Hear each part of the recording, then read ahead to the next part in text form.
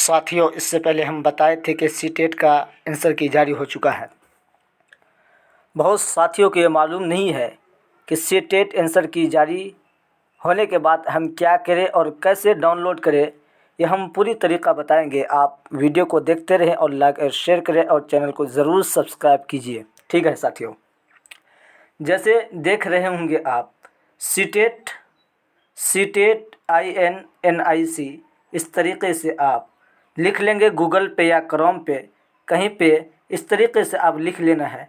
उसके बाद आपको सर्च करना है। देखिए, ठीक है, सर्च करने का अब इस तरीके से आएगा।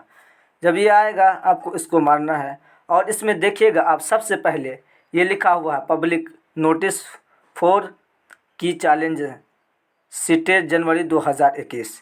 इसको कुछ नहीं करना है। उसके बाद आपको जाना है नीचे की तरफ।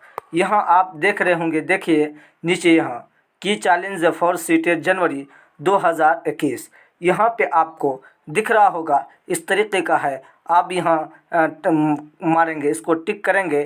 टिक करने के बाद